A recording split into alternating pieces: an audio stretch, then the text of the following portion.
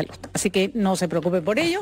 Estamos nosotros aquí sanos y listos para darles toda la información que necesitan. Y nos acompaña... El antídoto principal en estas situaciones, Patricia, es, como decías tú ayer, solidaridad, empatía e información. Información clara, que se entienda, exacto, y que no haya contradicciones de parte de distintas cabezas, ya sea de gobiernos locales, regionales, exacto. Un solo mensaje, que se alineen. Y otro tema también, Ricardo, es obediencia. Si te dicen quédate en tu casa, pues te quedas en tu casa. Walter Gutiérrez Camacho, defensor del pueblo, está con nosotros para explicarnos cuáles fueron los acuerdos tomados ayer en el Consejo de Estado, que se reunió en Palacio de Gobierno, y además que dio pie después a una conferencia de prensa del presidente de la República en la que se presentó con más claridad el plan que va a seguir el gobierno y se anunciaron medidas ya un poco más fuertes frente a lo que está ocurriendo. Doctor Gutiérrez, ¿cómo está? Gracias por acompañarnos. Patricia, buenos días. Ricardo, bienvenido. Buenos días. Explíquenos buenos primero... días también a toda su audiencia. Muchas gracias. Primero, por favor, explíquenos por qué era necesario hacer este Consejo de Estado que estuvieron solicitando. Bueno, la idea del Consejo de Estado, que fue articulado por varias instituciones constitucionalmente autónomas y poderes del Estado, es que este es un tema que no solo implica o involucra al Ministerio de Salud, ni siquiera a un conjunto de ministerios y ni siquiera al Ejecutivo solamente, sino a todo el Estado. Nos convoca, nos implica absolutamente a todo el Estado. Desde luego, y justamente es el Estado, es el que articula, el que manda mensajes a la sociedad, y por eso había necesidad de ver al Estado en su conjunto, a todas las instituciones. Esta era la primera idea, pero también que se vea al Estado articulado, porque necesitamos hoy más que nunca hacer trabajos conjuntos. Pero por otro lado, también se lo dijimos al presidente, y esto desde luego fue tomado de muy buen grado, es que en el Perú se ha desvalorizado muy severamente el deber de colaboración.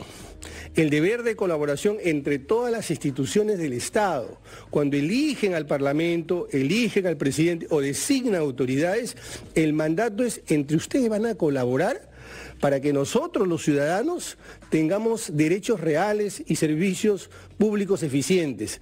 Ese es un mandato.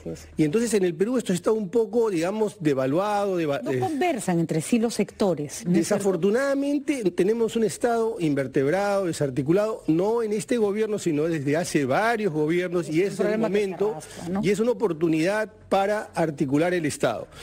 Lo segundo que planteamos al presidente de la República es que esta es una oportunidad también para revalorizar un concepto que también ha sido dejado de lado, que es el interés público. El interés público prima sobre el interés particular en determinadas circunstancias. En línea general, siempre, pero en determinadas circunstancias más.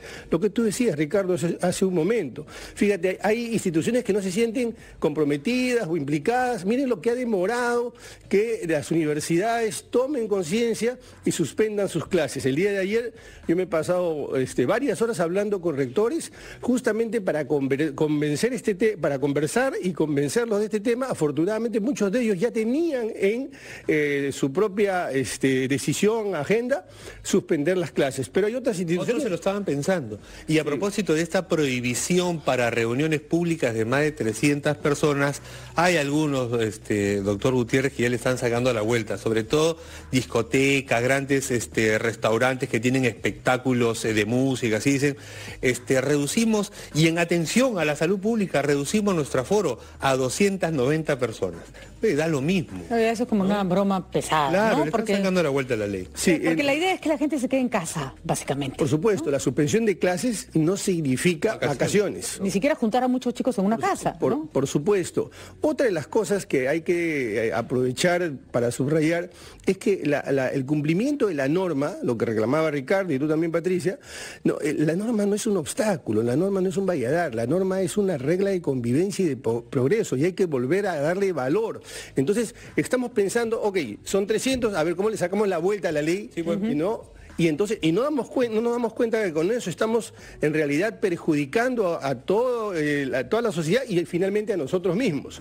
Entonces, esta es una oportunidad también para revalorizar un Estado articulado, una sola unidad, revalorar el interés público y sobre todo el respeto de la ley. Comentaba con un psicólogo, en realidad, que le preguntaba por qué esta paranoia, ¿no es cierto?, de acaparar cosas, y me dio una explicación que me pareció bastante interesante. Me decía que cuando hay un desastre natural, sí, la gente puede acaparar por un momento, pero se despierta la solidaridad porque quieres ayudar al otro si ya a ti no te ha pasado nada. Porque el otro no es un peligro para ti, ¿no? El terremoto ya pasó, tú no te viste afectado, el otro sí, vas y le das una mano. Y el peruano ha demostrado ser muy solidario en estos casos. Pero cuando es una epidemia, una pandemia, el otro es tu posibilidad de contagio, el otro es tu enemigo, el otro es el que te va a transmitir la posibilidad de que tú te mueras. Y por eso se genera más bien, le sale como instinto a la gente el egoísmo, la falta de solidaridad, la discriminación. ¿No deberíamos también tomar medidas de no acaparamiento? Entendemos el libre mercado, pero por Dios, o sea, ¿para qué necesita una persona 20 planchas de papel higiénico o 50 botellas de alcohol? ¿No? Se podría empezar ya a restringir que no se compre más de una cantidad por familia, ¿no? Muy bien, dos cosas que decir en relación a eso. A propósito de la declaratoria de emergencia sanitaria, el ciudadano tiene derechos, hay libertad de empresa, hay libertad de comercio, de acuerdo, pero estas normas ceden frente a una situación como la que estamos viviendo, y eso no es una declaración, eso es normativo. Los derechos, temporal, además, ¿no? Pero los derechos, ojo, que no son absolutos. Un par de ejemplos concretos. Un ciudadano que se niega a que le tomen la muestra, no puede negarse, hay una norma puntual, el artículo 15 de la Ley General de Salud. Hay normas de carácter penal que a él lo puede incriminar justamente por esa omisión o ese rechazo. Los derechos no son absolutos, la libertad de empresa, la libertad de comercio no son absolutos, de manera que no puede ser, no debe resultar extraño que se puedan establecer límites sin ningún problema. Y en segundo lugar, algo que ustedes han dicho reiterada, remarcadamente, es urgente, y ayer también lo planteamos, la necesidad de una vocería. Miren ustedes, ¿recuerdan en el fenómeno del Niño? Una de las cosas que se hizo bien fue la comunicación. Incluso el eslogan era bueno, una sola fuerza, juntos. Uno, exactamente, uno, sociedad y Estado, uno. Y yo diría que fue el mejor momento de PPK. Así es. Fue el mejor momento. Una crisis, ¿ah? En una crisis, el mejor momento. Y ese vocero no puede ser el presidente de la República, porque ese tipo de personas las necesitas en medio, necesitas requerir de ellas varias veces. El presidente no puede estar saliendo todos los días. Y no tiene por qué saber de todo el vocero. El vocero, desde luego, tiene que dar tranquilidad, el vocero, desde luego, tiene que ser muy claro, y además nosotros hemos planteado en la Defensoría que debería ser una vocería también en lenguaje de señas, también debería ser... ¿Cuántas pueblos y comunidades indígenas hay en el Perú? ¿Cuántos dialectos hay? Hay cerca de 4 millones de personas. Entonces, lenguas distintas. Sí. Por lo tanto, también hay que llegar a todas estas localidades y poblaciones, y para eso hay que apelar a las iglesias, hay que apelar a los apus. O sea, en este momento nadie puede sentirse ajeno y extraño. Ese ha sido el espíritu y razón de esta reunión. Yo creo que ha sido muy positiva la del día de ayer. Vamos a ir una pausa, claro. Sí, doctor Gutiérrez, porque hay otras preguntas que debemos hacerle sobre cómo operar en estos casos.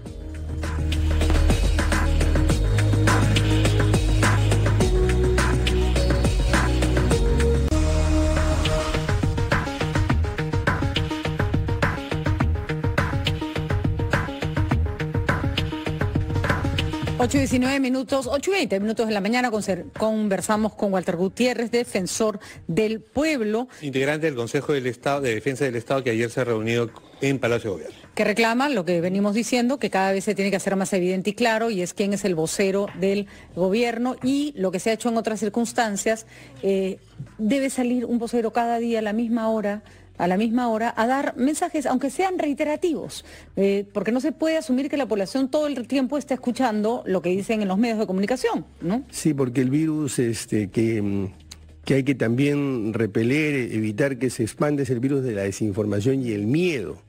Y esto se combate con la información. Nos ha informado que va a ser el presidente del Consejo de Ministros, eso está muy bien, pero estoy seguro que van a evaluar la posibilidad de que haya alguien que colabore también con el presidente del Consejo de Ministros, porque él también tiene que liderar toda esta comisión y es un trabajo 24/7. Y pues que la crisis es como para 24/7. Sí, pero permítame aprovechar un segundo. He visto que en el entretiempo la cabina, las mesas se han desinfectado. Lo felicito. Lo felicito porque esta es una de las cosas que ayer hablamos precisamente con el presidente. La prevención, la limpieza, la desinfección es fundamental.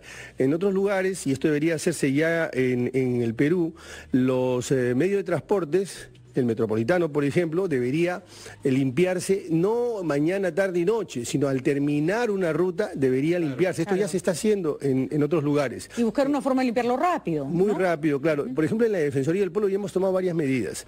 Las personas mayores, adultos mayores, aún no tengan ningún síntoma, nada, simplemente van a trabajar desde su casa. Pero también las personas que tienen alguna preexistencia, alguna enfermedad como, digamos, diabetes o hipertensión, en efecto, van a trabajar desde su casa. Y estamos estableciendo un protocolo muy riguroso también para la limpieza. Por eso cuando he visto que aquí en RPP han tomado muy en serio estas medidas, la verdad que los felicito y esto tiene que hacerse extensivo. Ahora, hay medidas y en eso no se termina de poner de acuerdo, me parece, la comunidad de científica, sobre todo sanitaria, porque cuando empezaba esto a acercarse a Latinoamérica, y cuando se registró el primer caso en nuestro país, a quienes consultábamos, epidemiólogos, especialistas en salud pública, sobre las restricciones que deberían imponerse, nos decían, no es el momento. Todavía no es el momento de suspender clases, no es el momento de restringir vuelos. Una semana después ya estamos en ese escenario. ¿Debemos adelantarnos? ¿Qué información se le ha dado desde el gobierno? ¿Se debe esperar a ver cómo evoluciona esta pandemia? Si vamos a esperar un escenario similar al de España o el de Italia para ser más drásticos, ¿o usted considera, y el gobierno considera, que estamos en el camino correcto? Bueno, desde luego yo no puedo hablar por el gobierno, pero sí le puedo decir que el día de ayer el presidente nos ha informado a todas las autoridades. El presidente está muy informado y además está liderando el tema. Y aquí, como dije hace un momento, no se trata de aparecer divididos y estar criticando. Desde luego se trata también de aportar y señalar cosas que se pueden hacer. El presidente parece que está muy compenetrado en todos estos temas. El estado de la cuestión en este momento, si bien es cierto, tenemos 22 casos, es probable que hayan otros, y es probable también, porque esto no significa asustar a la población, es probable que esto escale. La idea es que no se expanda de una manera incontrolable, y en ese punto estamos. Ahora el crecimiento, nos explicaba el presidente, es aritmético, no se quiere llegar a un crecimiento geométrico, mucho menos es exponencial. Como en Italia y en España. En España estaban estimando y estaban registrándose, se duplicaban los casos cada 4 días. Claro, y justamente para eso es que se están tomando estas medidas, que tal vez algunos consideren que han sido un poco tardes, pero creo que todavía son oportunas por la información que se nos ha dado. Es importante, y nos han señalado, tener un registro claro de cuántas personas hay infectadas en esta primera etapa. Llega un momento en que si ya pasan los miles, ya sabes, pues que el virus se va de casa en casa. Y los laboratorios privados, es una pregunta que hemos hecho toda la mañana, nos interesan todas las opiniones, están ofreciéndose, no solo para hacer las pruebas con un kit que ya aprobó la FDA, sino incluso pásennos las pruebas de la OMS y nosotros no vamos a hacer negocio, han dicho los laboratorios, queremos colaborar porque el INS se va a colapsar. Debiera considerar el Estado la posibilidad de trabajar con privados que, repito, no están buscando ganar dinero, sino colaborar en la emergencia. Bueno, en primer lugar, felicitar esa actitud, esa iniciativa hay que felicitarla. El día de ayer planteamos lo siguiente: si las cifras que manejo no son incorrectas, del 100% de unidades de salud a nivel nacional, el 60% son del sector privado, solo el 40% es público. De manera que en una situación como esta hay que convocar, hay que implicar al sector privado. En segundo lugar, también hay que descentralizar los laboratorios, porque miren ustedes lo que sucedió en Arequipa, donde se ubicó un caso y se quiso tomar, digamos, el test, las pruebas a personas que habían estado vinculadas o cercanas al llamado paciente cero de Arequipa, por decirlo de algún modo. Esas pruebas se perdieron porque se quebró la cadena de frío. Y ahí el problema fue que la Fuerza Aérea podría haberlas traído, si es que hubiéramos estado un poquito mejor organizados, o obligar a las propias líneas aéreas con los mecanismos. Se negó. Pues. Sí, se negó. Es que en este caso la discrecionalidad, y a mí no me parece, no tienen lugar. Estamos en una crisis sanitaria, ¿no? Es que regresamos a lo que decíamos al inicio. El interés, es el momento de revalorizar el interés público. ¿Tenemos derechos particulares, derechos privados, derechos fundamentales? Sí, pero no son ilimitados en ningún lugar del mundo. Y al que no los quiere poner por delante, el Estado lo tiene que obligar a hacerlo. Ahora, lo que nos preocupaba, perdón Patricia, era la Contraloría evaluó antes de que tuviéramos el primer caso, al que se había designado como el hospital de referencia para los pacientes que llegaran por el Aeropuerto Internacional Jorge Chávez, el Hospital Daniel Alcides Carrión del Callao. Encontró que no estaba preparado. ¿Cuál es la evaluación que hace la Defensoría sobre nuestro sistema de salud? Bueno, un par de cosas vinculadas. En el Perú hay más de 780 y tantos mil adultos mayores que están en situación de pobreza. Estos 780.000, el 80% de esas personas tiene enfermedades preexistentes. Por lo tanto, es una cifra importante. Por lo tanto, el plan y las acciones tienen que enfocarse en esa población. De la totalidad de población de estudiantes, 1.200.000 están en zonas rurales y por lo tanto también en zonas donde mayoritariamente hay una situación de pobreza y por consiguiente también el acceso al agua, a la higiene es también más limitado. Entonces este plan y estas acciones tienen que ser mucho más finas, más focalizadas, todo esto se ha señalado. En relación a los hospitales, Ricardo, y a los colegios, la Defensoría del Pueblo ha hecho un plan que ya lo está implementando, no es que lo va a poner en marcha, para evaluar justamente todos estos colegios donde es que se va a mejorar, fortalecer los servicios de higiene y también los hospitales. Y este reporte lo vamos a ir dando oportunamente, no será necesariamente diario, pero sí lo vamos a dar con bastante frecuencia. Ahora, hay un anuncio de huelga de las enfermeras para el 17 y 18 de marzo. Mucha gente considera que esto es inconcebible, pero hay que decirlo con claridad. El personal de salud es la primera línea expuesta a las enfermedades y obviamente no se sienten seguras porque probablemente los hospitales tampoco tengan las medidas de seguridad para proteger al personal médico. A ver, también dos cosas que señalar ahí. En primer lugar, lo he visto hoy día por los medios y he estado coordinando este tema con la primera adjunta en la Defensoría para tomar inmediatamente, hacer un puente con los dirigentes de las enfermeras para que se apersonen a la Defensoría y podamos ver mecanismos de que esta huelga no se materialice, porque en un contexto como tampoco es que se pueda admitir este tipo de situaciones.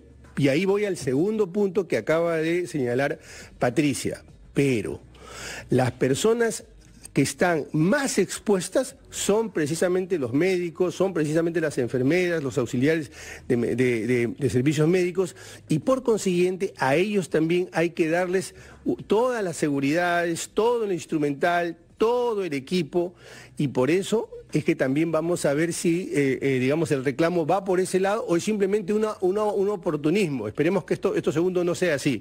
Y en cualquier caso hay que buscar salidas, soluciones. Yo al mediodía voy a estar con la ministra de Salud y voy a aprovechar para abordar este tema y si es necesario que la Defensoría sirva de puente, desde luego que vamos a hacer todo nuestro esfuerzo para que esto no se materialice. Hablábamos con un médico más temprano que también nos decía que, por ejemplo, el personal médico mayor de 60 años debería ser mandado a su casa, porque es demasiado alta la probabilidad de que se contagien y son población vulnerable. Claro, sobre todo en el contexto que se van a desenvolver, ¿no? Exactamente, en los hospitales, y eso también es una recomendación para todas las personas que no tienen que ir a las clínicas y hospitales por razones de urgencia o de premura. No lo hagan. No se acerquen, no se acerquen, y de preferencia los chequeos vía Padomi también deberían hacerse en casa, ¿no? Los chequeos claro, deberían fortalecerse, desde luego.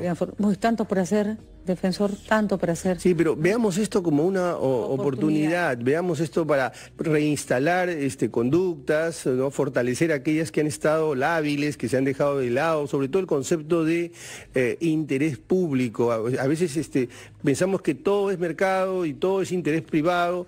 Las sociedades, miren, las sociedades que admiramos están llenas de normas y normas que se cumplen. Son religión, la democracia es la religión que tiene como principal premisa el respeto de la ley.